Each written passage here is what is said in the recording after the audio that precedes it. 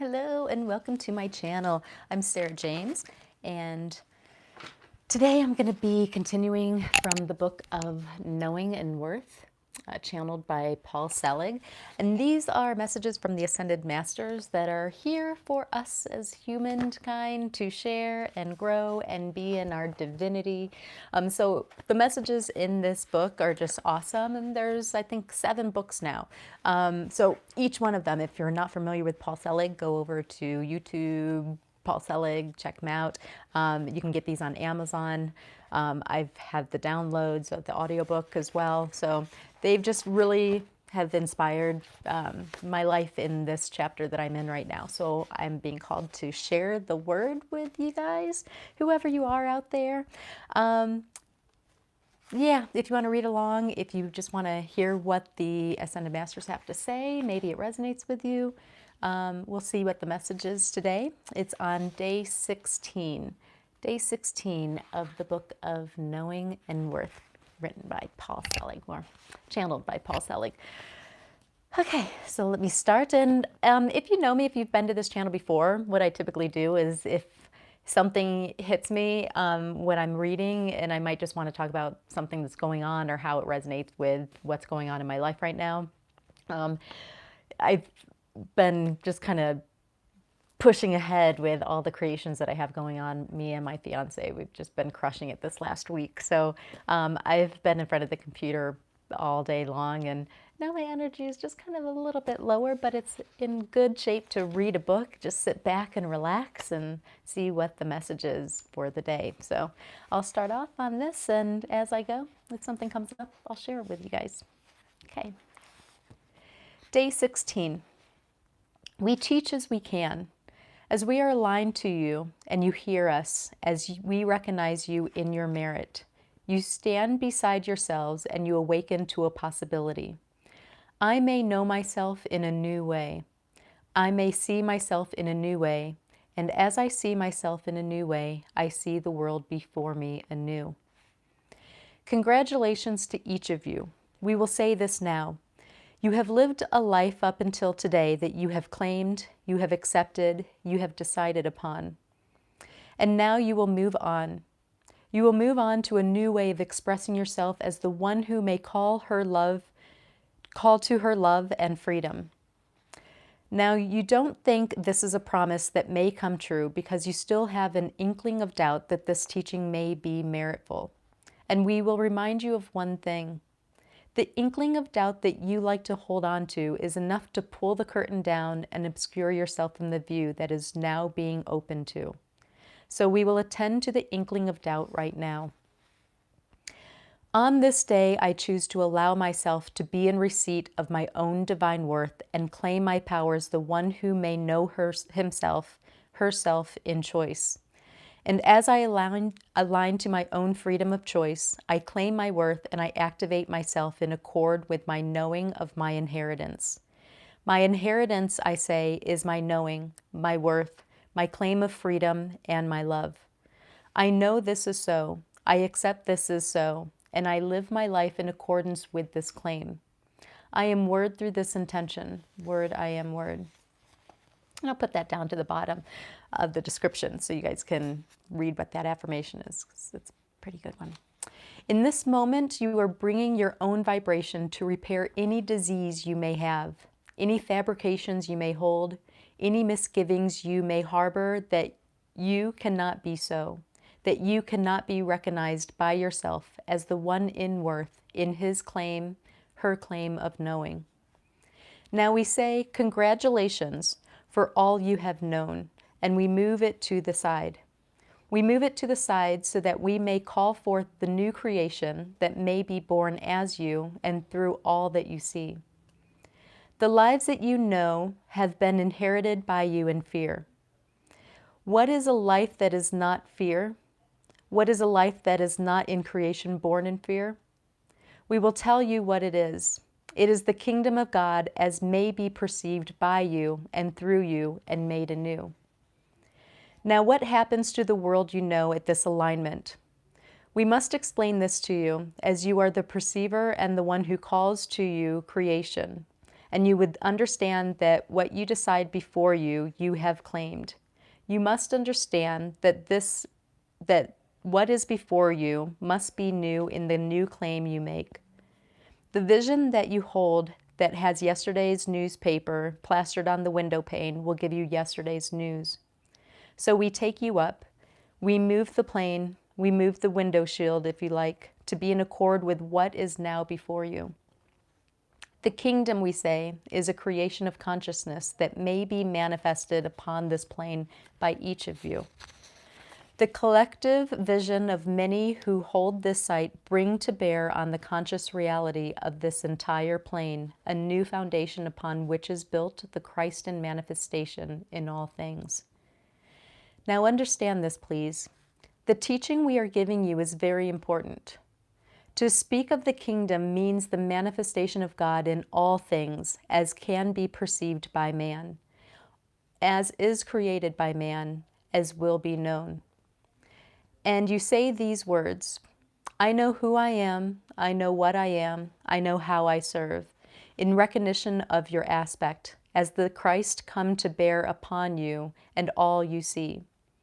How you witness, and that is the name of this chapter, How You Witness, will call to you your perceptions made so.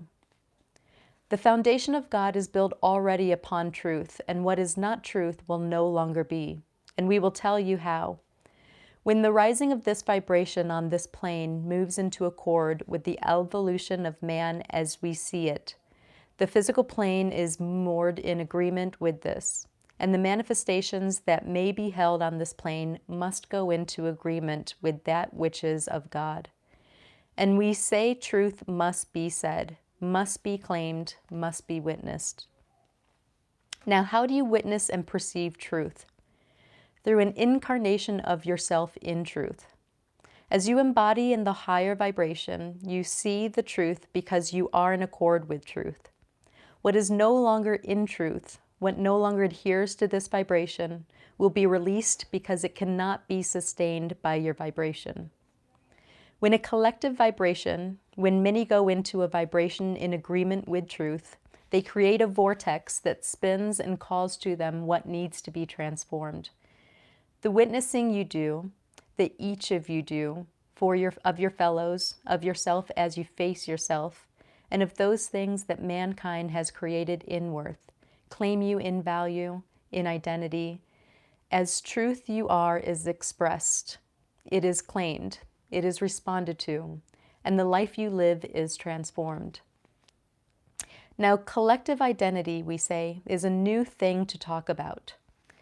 The differentiations, let me read that word again. The differentiations, I'm not even sure what that word is, and I feel like I'm too tired to say it.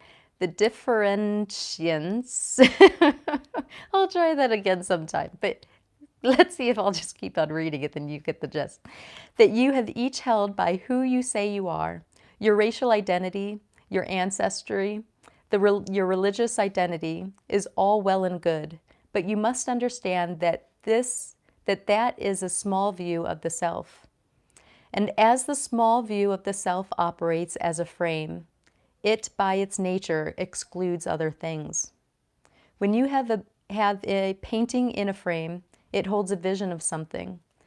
The pretty sky may be seen in a painting, but if the painting were 20 feet longer, you would see so much more. Frames are used to discriminate reality. When you have a religion that says such and such is so, you frame a reality. When you have an identity that says, my family has always done and believed, you frame a reality. Now, we do not ask you to abandon those aspects of the self that have been framed. We ask you to see beyond the frame. Those aspects of you may be included. The sexual identity you hold, the color of your hair, the things that you believe make you so. They are not lost. They are included in the magnificence of all that can be seen. When you decide on a creation that you will adhere to, my name is such and such, I live at such and such a place, and these are the things I claim as myself. You may be very self-satisfied in the world that you choose, but you may be doing this at the cost of a great vision. a great witnessing of how much more there is. To learn to discern what is habituated, I have always believed such and such because that was our truth, our people's truth, our culture's truth, will give you permission to go beyond that structure. Now, the structure you see before you in every day is acclimating to you as a result of conscious projection and, yes, unconscious projection as well. Those things that you hold secret within yourself that still find their way to be outpictured. For example, yes, the secret belief that you are not worthy, the belief that you cannot have this or that. These are the things that you claim. The identity that you know yourself through is so much greater than you have given yourself permission to know. As you idealize the truth, I know who I am, what I am, how I serve. Your creations move into agreement with this on both a conscious and subconscious level. The whole identity, we say, is accepted by the vessel of the Christ. Now the Christ, we say, as you, is the key. And we will say this again, the Christ as you. You do not become the Christ becomes you. And Christ, as we say it, is a state of conscious manifestation of the truth of who you are, in immanence, in conscious choice, and in witnessing of all that you see and know. I know who I am is the claim. What I am is the claim. How I serve is the expression of this claim. Now we will answer a couple of questions about what has come so far. What does it mean to be the Christ, says the woman who is frightened of the terminology or believes that everyone will be running around the house saying, no, I'm the Christ. No, she's the Christ. Who's the Christ? Well, guess what? You are all the Christ. The true identity of mankind in his sonship is the Christ, and the song has begun to be heard. The awakening is happening, individually and collectively on this continent and on the next and the one beside it.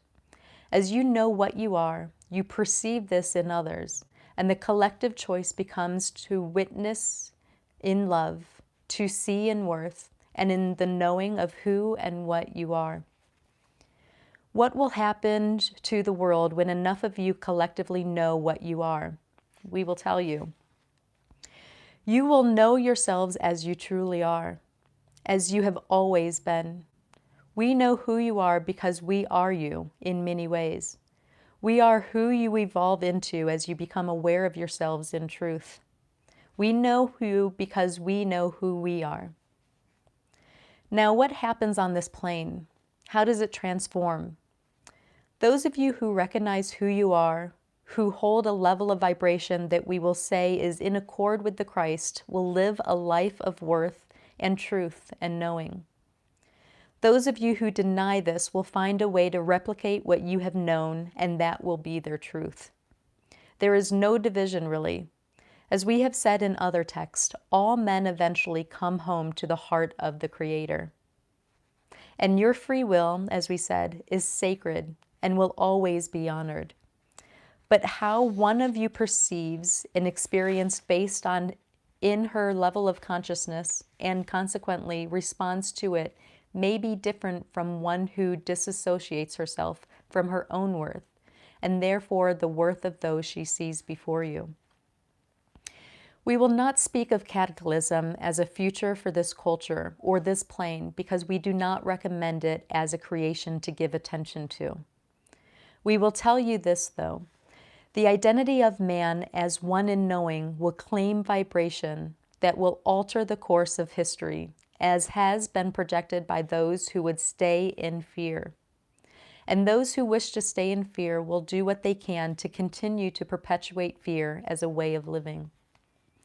When you understand that when you lift above fear, you lift above the manifestations of fear, and fear can no longer consume you. You create at a higher level of consciousness. Now we will tell you this. Lower vibration will lift when there is a justification. When enough of you have claimed to merit it as the new known, as what may be accepted and perceived, we will ask you if you want it. And if you do, we will say, yes, it can be. As we have said before, what we are teaching you is in accordance with truth. The high level of vibration that we instruct in is already manifest. You must go to that place of consciousness to be it. And in the being of it, you see it in all things. Now, the next question we would like to attend to is one of love and regret. I have loved before and I have been harmed. My fear has proven me right in so many times. I do not want to step in the sun because I know myself is safe in shadow. I hide my face in shadow so that I may not be seen as who I am. And although I understand the teaching being given to me, I will not live a life that must force me to be known in my worth by another. The fear of being known by God and the fear of being loved are presumptuous. We will tell you why. To declaim the self as unworthy of love, to hide in the shadow while the light is before you, is to presume that you know more than your Creator. And while the shadow may be there, the sun shines behind the shadow. What has obscured the light may be moved and will be attended to by us if you would allow us to help you. And by help, we mean attend to you where you are today.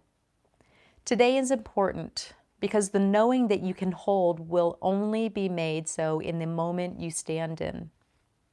So we would like to attend to you now, and we would like to attend to those of you who do not believe you can be loved and consequently do not believe that you can have the life that we speak to. As we stand before each of you, we will create an emanation. We stand before the reader as a collective truth, and we bring ourselves in accord with God's will for you, a radiance that we say will express as you, to you, and through you by us as you say yes. What we are doing right now is holding you in love, and as we hold you in love, we give permission to the aspect of the self that would hide in shadow, to show her face, to show his face. And as the eyes rise, they see the hand extended before them, and we take your hand in ours, and we bring you to the heart of God, to the love of Creator that may be known through us as you, as each of you. As we hold you in love, we say yes. Yes, it is so. Yes, it is so. Yes, it is so. And we offer ourselves to you as ones who may cherish you so that you may know you may be cherished. As you know you will be cherished by us, you may allow yourself to be lifted and seen. And as you are witnessed in love by all that is, you are received by it. And we say yes to you as well. You are who you say you are in your magnificence, in your beauty, in your claim of truth. Now we will ask you this. Who doesn't know who they are? Who has attended to our words thus far who does not know who she is? If this question remains in your heart, open your heart to the answer. Allow it to be filled. We sing your song for you now as you are witnessed. We sing your song for you now as you are chosen. We sing your song for you now as you are loved. We ask you this. Will you stand with us? Will you stand beside us now as you move into your own mastery? Mastery? I told you, I'm tired today. This has been a lot of computer time. My brain's a little like, ooh, need some water. So I'm going to start that little paragraph again. We ask you this. Will you stand with us? Will you stand beside us now as you move into your own mastery, your own claim of identity, so that we may heal the world together? We thank you for your presence today. We will speak with you soon. Good night. Stop now, please. Yeah, so if you've read these books, if you've done the affirmations, if you've gone out in a public space and just witnessed everybody as their Christ self, if you've said it to yourself and you felt the words, then let me know how that's been for you. Let me know your experiences. I totally feel it vibrating through my body, as tired as I am, like as I read these words out loud. And I've read them before. I've read them, multiple times. I have the pages underlined and certain affirmations that I just say every day. But yeah, let me know your experience. Stand beside us. We're all in this together. We're all on the mountaintop. We're just you know, wherever we are on the mountaintop, that's where you are. So I know who you are. I know what you are. I know how you serve. Thank you so much for joining me on this journey, for reading along or just listening to me read, for subscribing or leaving a nice comment or just being there. Thank you for being who you are. I love you. And I think I'm just going to relax for the rest of the night. It's going to be a busy day tomorrow, so my body's calling for rest and I need to listen to my body. So until tomorrow, I'm going to be reading day 17 tomorrow. We'll see what the guides have to tell us on that message. I love you guys and have a good night. Bye.